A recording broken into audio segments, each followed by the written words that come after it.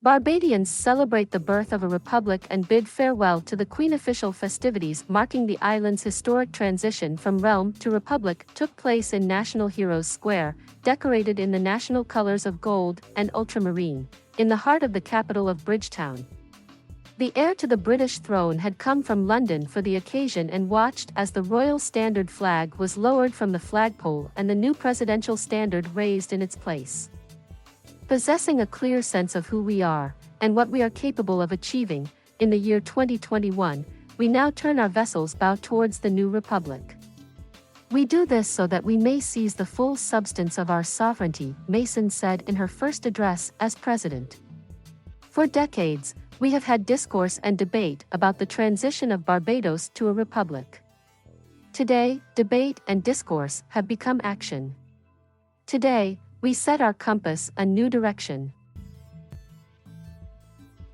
Reflecting on the transatlantic slave trade, Prince Charles said he was deeply touched to have been asked to participate in the commemorations before reflecting on the protracted process the island nation of just under 300,000 people has endured to become a republic. From the darkest days of our past, and the appalling atrocity of slavery, which forever stains our history, the people of this island forged their path with extraordinary fortitude. Emancipation, self-government, and independence were your waypoints. Freedom, justice, and self-determination have been your guides, he said. Your long journey has brought you to this moment, not as your destination, but as a vantage point from which to survey a new horizon.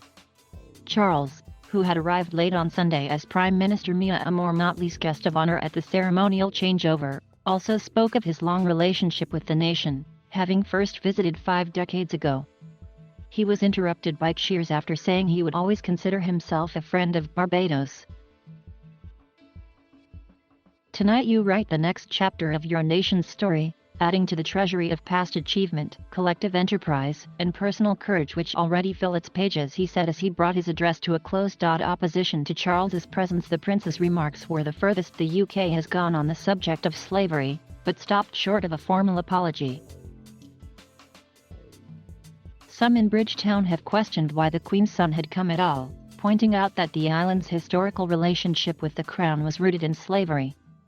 The royal family benefited from slavery financially, and many of our African brothers and sisters died in battle for change, added Denny, General Secretary of the Caribbean Movement for Peace and Integration. An expedition for King James I of England claimed Barbados when his ships first arrived on its shores in 1625. A settlement was established 2 years later. Barbados also provided an important source of private wealth in 17th and 18th century England, he added, noting that many English families made substantial fortunes from sugar and slavery. Citing that history, Denny described Prince Charles's participation as an insult to our people and called for financial reparations from the royal family, as well as the British government and other institutions that profited from transporting people from Africa and enslaving them on plantations across the Caribbean.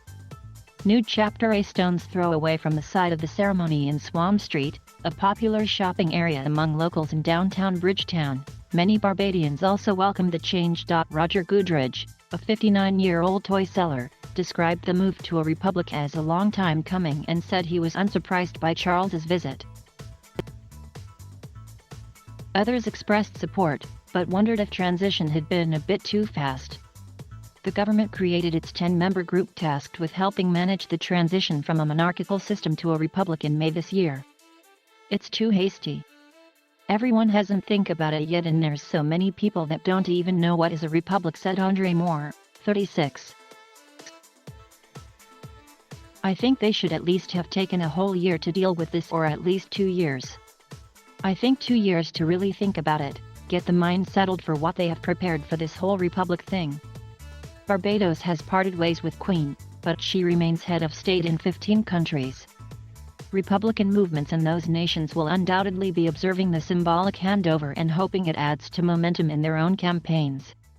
Sandy Beyer said the 95-year-old sovereign has always said that it is up to each nation to decide if and when they move on from the monarchy.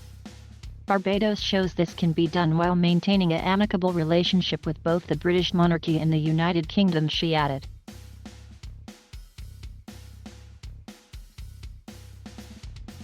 Thank you for watching. Please subscribe